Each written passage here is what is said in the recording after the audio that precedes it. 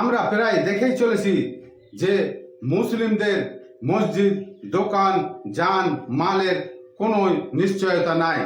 সেইগুলি হচ্ছিল বিজেপি রাজ্যে, কিন্তু এখন দেখা যাচ্ছে যে কংগ্রেসের রাজ্যেও এই ঘটনা ঘটে চলেছে।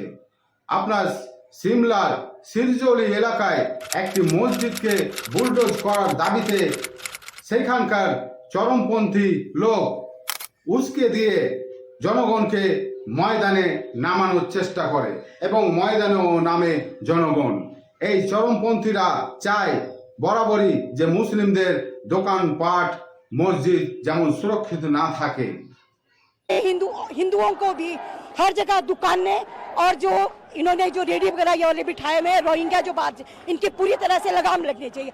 और मस्जिद का मामला है, मस्जिद तो हिंदू तुड़वा के रहेगा क्योंकि लोकेलिटी में है, इसके लिए हमारी लड़ाई जारी रहेगी। अभी तो ये प्रदर्शन है, आगे आगे लड़ाइयाँ होगी और हिंदू समाज इसके लिए एकत्रित होगा।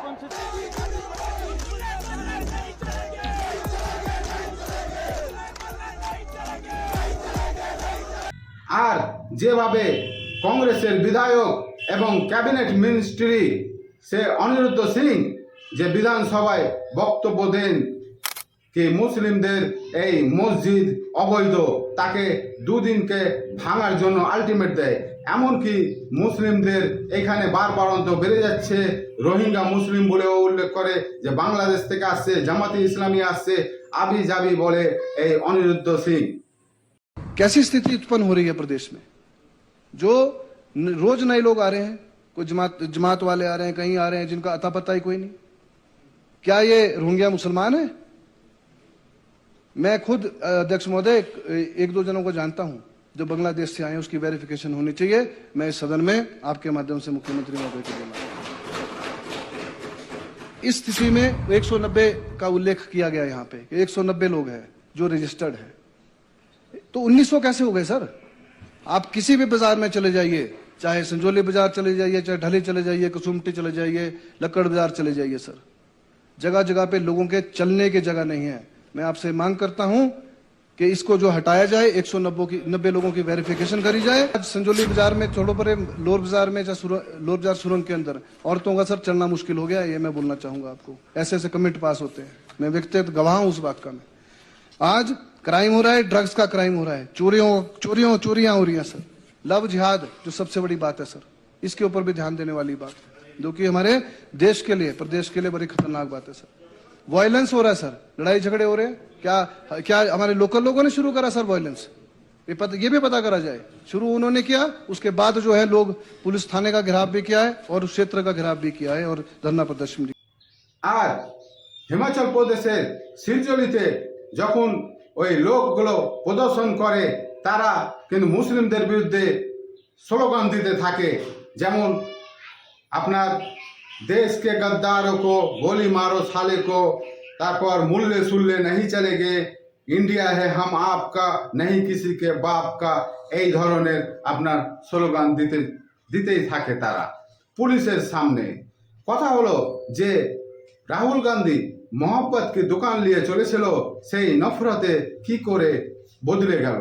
তার মিনিস্টার যে বক্তব্য রাখছিল, আমার তো মনে হচ্ছিল না, বিশ্বাস হচ্ছিল না যে এই কংগ্রেসের একজন এমএলএ, কংগ্রেসের মিনিস্টার, যাদেরকে আমরা 100% ভোট দিয়ে এই হিমাচল প্রদেশে সরকার আনার জন্য মুসলিমরা সহযোগিতা করেছে, তাদেরই মসজিদ, ঘর বাড়ি যদি বুলডোজ করে দেওয়া হয়, তাদের জানমালের সুরক্ষা না থাকে, তাহলে এই মোহব্বতের দোকানের দাম কি থাকলো? যে রাহুল গান্ধী, প্রিয়াঙ্কা গান্ধী দাবি করে যে আমরা সংবিধানের জন্য লড়ছি, আমরা ন্যায়ের জন্য লড়ছি, কোথায় তাদের সংবিধান, কোথায় তাদের ন্যায়? এই ধরনের কংগ্রেসের কাছ থেকে আশা করা যায়নি। সেই কারণে আসাদুদ্দিন ওয়েসি সাহেব বলেছেন যে এটা রাজ্য কার, কংগ্রেসের না বিজেপির? প্রশাসনিক ক্ষমতা কার আছে, কংগ্রেসের না বিজেপির? এই মোহব্বত কি দোকান বলতে বলতে নফরতে কি করে বদলে গেল? আসাদুদ্দিন ওয়েসি টুইট করে জানিয়েছেন। তারপরে এই সুখবিন্দর সিং সুখু যে চিফ মিনিস্টার আছে, তার কি দায়িত্ব আছে, সে কি দায়িত্ব পালন করলো প্রশাসনিক দিক দিয়ে?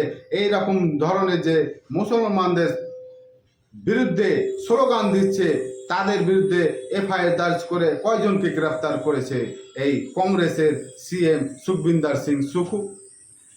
এই বিজেপি আর কংগ্রেসের মধ্যে যদি এই সামান্য মৌলিক পার্থক্য না থাকে তাহলে মুসলিমরা ভোট দিবে কি করতে?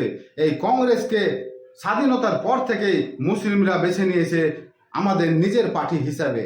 তারা যেখানেই মুসিবতে পড়ে সেখানেই কংগ্রেসকে উদ্ধার করে এই মুসলিম ভোট ব্যাংক। সেই মুসলিমদেরই যদি ঘর বাড়ি মসজিদ তক সুরক্ষিত না থাকে তাহলে মুসলিমদেরকে অন্য দল অন্য কোথাও বেছে নিতে হবে, আর কোনো উপায় নেই। এই যে রাহুল গান্ধী মহব্বতের দোকান নিয়ে চলেছে গোটা ভারতবর্ষে, সে তার কিন্তু মঞ্চেই থেকে যায় এই মহব্বতের দোকান, আর মেহফিলে ময়দানে কিন্তু তাকে টুইট করতে কিংবা বক্তব্য দিতে দেখা যায় না। প্রায় 3-4 দিন পর সে ভাবনা চিন্তা করে একাধবার মুসলিমের নাম নেয়।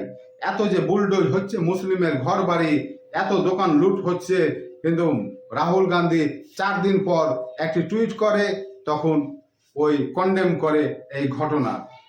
তার রাজ্যে কংগ্রেসের রাজ্যে যখন এইরকম ঘটনা ঘটছে তখন কিন্তু রাহুল গান্ধী চুপ আছে, মহব্বতের দোকান চুপ আছে। হোয়ার ইজ মহব্বতের দোকান?